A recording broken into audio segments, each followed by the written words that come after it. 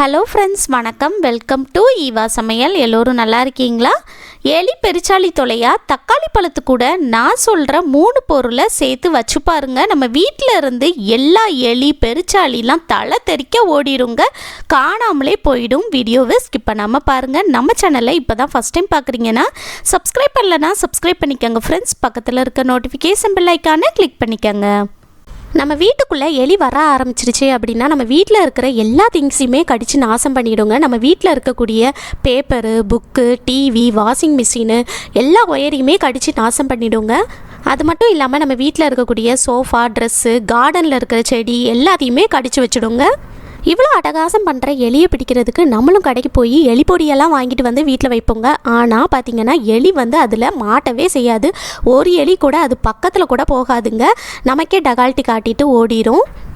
நம்மளும் கடையில் அதிக காசு கொடுத்து எலி மருந்தெல்லாம் வாங்கிட்டு வந்து வீட்டில் வைப்போங்க. ஆனால் எலி அது சாப்பிட்டதுக்கப்புறமா நம்ம வீட்டுக்குள்ளேயே ஏதாவது ஒரு மூளை முடுக்கில் போய் இறந்து போயிடும். அந்த மாதிரி நம்ம வீட்டுக்குள்ளே இறந்து போயிடுச்சு அப்படின்னா பயங்கரமான பேட் ஸ்மெல் வருங்க. எலி எங்கே இறந்து கிடக்குது அப்படின்னு கண்டுபிடிக்கிறதுக்குள்ளே நமக்கு ஒரு வழி ஆயிரும். அந்த மாதிரி அடிக்காமல் கொல்லாமல் வீட்டில் இருக்கிற பொருளை வச்சு ஒரே நைட்டில் எலியை ஓட ஓட எப்படி விரட்டுறது தான் பார்க்க போகிறோங்க. ஒரு கட்டிங் போர்டு எடுத்து வச்சிடலாங்க. அடுத்ததாக நம்ம ஒரு தக்காளி பழம் எடுத்துக்கலாம். இது போல் நல்ல பழுத்த தக்காளி பழம் எடுத்துக்கங்க.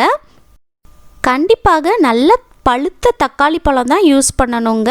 இதோட வாசனை தான் எலிகளுக்கு நல்லா ஈர்க்குங்க. நல்ல பழுத்த தக்காளி பழத்தில் தான் புளிப்பு சுவை கொஞ்சம் அதிகமாகவே இருக்குங்க. இப்போது அடுத்ததாக இந்த தக்காளி பழத்தை நம்ம கட் பண்ணி எடுத்துக்கலாம். உங்கள் வீட்டில் அதிகமான எலி தொந்தரவு இருந்துச்சுன்னா அதுக்கேற்ப நீங்கள் இந்த தக்காளி பழத்தை கட் பண்ணி எடுத்துக்கோங்க. நான் இந்த தக்காளி பழத்தை 4 பீஸாக கட் பண்ணி எடுக்க போகிறேங்க. இது போல் நம்ம ரவுண்டாக கட் பண்ணி எடுத்துக்கலாம். இது போல் ரவுண்டாக கட் பண்ணி எடுத்துக்கோங்க. இப்போ அடுத்ததாக இதில் ஒரு 3 பொருள் சேர்க்க போகிறோங்க. ஃபஸ்ட்டு என்னென்னா டூத் பேஸ்ட். நம்ம எல்லார் வீட்லேயுமே டூத் பேஸ்ட் வச்சுருப்போம் இல்லையா? சென்சோடைன், பெப்சோடன்ட்டு அல்லது கோல்கேட், என்ன பேஸ்ட் யூஸ் பண்ணுறீங்களோ எது வேணாலும் சேர்த்துக்கலாங்க.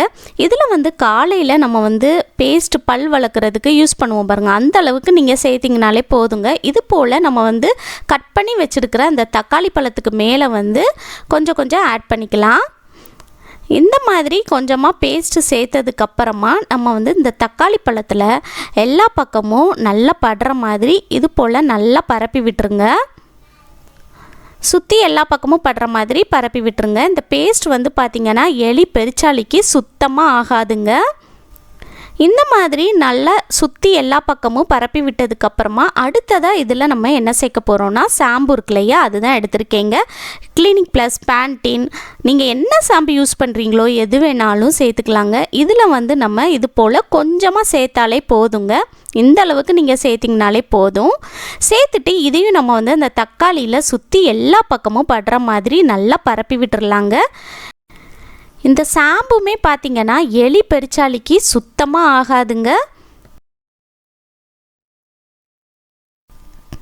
இப்போ அடுத்ததாக இதில் நம்ம என்ன சேர்க்க போகிறோம்னு பார்த்திங்கன்னா கோதுமை மாவு இருக்கு இல்லையா, அதுதான் எடுத்திருக்கேங்க. இந்த கோதுமை மாவு பார்த்திங்கன்னா எலிகளுக்கு ரொம்பவே விருப்பமான உணவுங்க. கோதுமை மாவு நம்ம இந்த மாதிரி சேர்க்கறதுனால இந்த கோதுமை மாவோட வாசனை ஈர்த்து எலி கண்டிப்பாக இதை சாப்பிட்டுடுங்க. இது போல் அந்த ஷாம்புக்கு மேலே சுற்றி எல்லா பக்கமும் படுற மாதிரி கோதுமை மாவு சேர்த்துட்டு இந்த மாதிரி நல்லா தட்டி விட்டுருங்க. அந்த ஷாம்பு, பேஸ்ட்டு இதெல்லாம் வெளியே தெரியாதவாறு இந்த மாதிரி நீங்கள் அந்த கோதுமை மாவை வச்சு நல்லா பரப்பி விட்டுறணும். இந்த மாதிரி நல்லா பரப்பி விட்டுருங்க. பாருங்கள், இது போல் ரெடி பண்ணி எடுத்துக்கோங்க. அவ்வளோதான் ஃப்ரெண்ட்ஸ். இதை எடுத்துகிட்டு போய் நம்ம வீட்டில் எலி பெருச்சாளி எங்கெல்லாம் ரொம்ப ஜாஸ்தியாக அட்டகாசம் பண்ணுமோ அங்கெல்லாம் வச்சு விட்டுறலாம். நம்ம வீட்டில் இருக்கக்கூடிய சோஃபா இருக்குது பாருங்கள், அதுக்கு அடியிலெல்லாம் எலி நடமாட்டம் ஜாஸ்தியாக இருக்குங்க. சோஃபாவை கூட கடித்து நாசம் பண்ணிவிடுங்க. ஸோ இந்த மாதிரி சோஃபா கடியில் நான் ஒரு பீஸ் எடுத்து வச்சு விட்டுருக்கேங்க. இது போல் வைக்கிறதுனால எலி இது பக்கமாக வரும்போது கண்டிப்பாக இதை சாப்பிட்டுடுங்க. அடுத்ததாக நம்ம வீட்டில் இருக்கக்கூடிய கபோர்டு, பீரோ, கட்டில் இதுக்கு அடியிலெல்லாம் எலி நடமாட்டம் ஜாஸ்தியாக இருக்குங்க.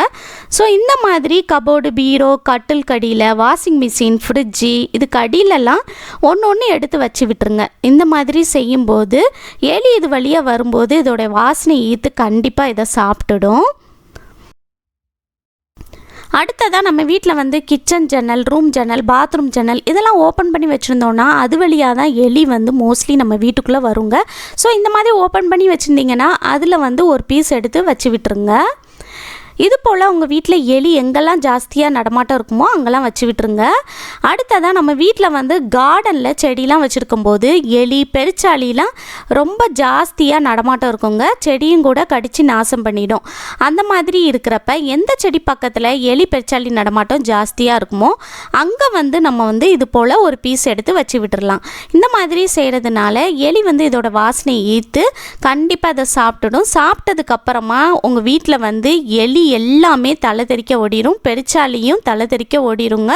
மறுபடியும் நம்ம வீட்டில் வந்து எலி பெருச்சாலி தொந்தரவு இருக்காது. கண்டிப்பாக ட்ரை பண்ணி பாருங்கள். நம்ம வீட்டில் கார்லாம் வச்சுருந்தோம் அப்படின்னா அந்த காரில் இருக்க ஒயரையுமே எலி கடித்து நாசம் பண்ணிவிடுங்க. அந்த மாதிரி இருக்கிறப்ப கார் டயர் இருக்குது பாருங்கள், அது பக்கத்தில் நம்ம ரெடி பண்ணி எடுத்ததை நீங்கள் வச்சு விட்டுட்டீங்க அப்படின்னா கார் பக்கத்தில் எலி வரும்போது இதோட வாசனையை ஈர்த்து கண்டிப்பாக அதை சாப்பிடணும். சாப்பிட்டதுக்கப்புறமா தலை தெறிக்க ஓடிடும். கார் பக்கத்துலேயும் எலி நடமாட்டம் இருக்காதுங்க. கண்டிப்பாக ட்ரை பண்ணி பாருங்கள். இதை சாப்பிட்றதுனால எலி வந்து செத்து போயிடுமா அப்படின்னு கேட்டிங்கன்னா எலி வந்து கண்டிப்பாக சாகாதுங்க. எலி சாகாது, ஆனால் கண்டிப்பாக மறுபடியும் உங்கள் வீட்டு பக்கம் வரவே செய்யாதுங்க. இதை சாப்பிட்றதுனால எலிகளுக்கு வயிற்றுக்குள்ளே ஒரு விதமான ரியாக்ஷன் நடக்குங்க. எலிகளுக்கு உடம்பு சரியில்லாமல் போயிடும், செரிமான கோளாறு ஏற்படுத்தும், எலிகளுக்கு சீரான நிலையை குலைக்கும். இதை சாப்பிட்டதுக்கு அப்புறமா பார்த்தீங்கன்னா எலிகளுக்கு மயக்கம் வருங்க. அது மட்டும் இல்லாமல் எலிகளோட வயிறு வந்து வீக்கம் ஏற்படுத்தும். அது முன்னே இருந்தபடி ஆக்டிவாக இல்லாமல் அதுக்கு உடம்பே கோளாறு ஏற்படுத்தும். பொதுவாகவே எலிகளுக்கு ஐக்யூ லெவல் ஜாஸ்தியாக இருக்குங்க. மனுஷங்க மாதிரி தான் ஞாபக சக்தி அதிகமாக இருக்கும். எலிகளுக்கும் ஞாபக சக்தி ஜாஸ்தியாக இருக்கிறதுனால நம்ம இந்த வீட்டுக்கு போனால் இந்த இடத்துக்கு போனால் நமக்கு ஆபத்து, நமக்கு உடம்பு சரியில்லாமல் போயிடும் அப்படிங்கிற சிந்தனை வந்துடுங்க. அதனால பார்த்தீங்கன்னா எலிகளும் பயந்துட்டு நம்ம வீட்டு பக்கம் மறுபடியும் வராதுங்க, எட்டி கூட பார்க்காது. கண்டிப்பாக ட்ரை பண்ணி பாருங்கள், சூப்பராக ஒர்க் அவுட் ஆகுங்க. எல்லா எலிகளும் உங்கள் வீட்டில் இருந்து தலை தெறிக்க ஓடிடுங்க. உங்கள் வீட்டு பக்கம் ஒரு எலி கூட நீங்கள் பார்க்கவே முடியாதுங்க. ஓகே ஃப்ரெண்ட்ஸ், இந்த வீடியோ முழுசாக பொறுமையாக பார்த்ததுக்கு ரொம்ப நன்றி ஃப்ரெண்ட்ஸ். பிடிச்சிருந்துச்சுன்னா லைக் பண்ணிக்கோங்க, உங்கள் ஃப்ரெண்ட்ஸ் அண்ட் ஃபேமிலி மெம்பர்ஸ் கூட ஷேர் பண்ணிக்கோங்க. நம்ம சேனலை இப்போ தான் ஃபஸ்ட் டைம் பார்க்குறீங்கன்னா சப்ஸ்கிரைப் பண்ணலன்னா சப்ஸ்கிரைப் பண்ணிக்கோங்க ஃப்ரெண்ட்ஸ். பக்கத்தில் இருக்க நோட்டிஃபிகேஷன் பெல் ஐக்கானை கிளிக் பண்ணிக்கோங்க. தேங்க்யூ.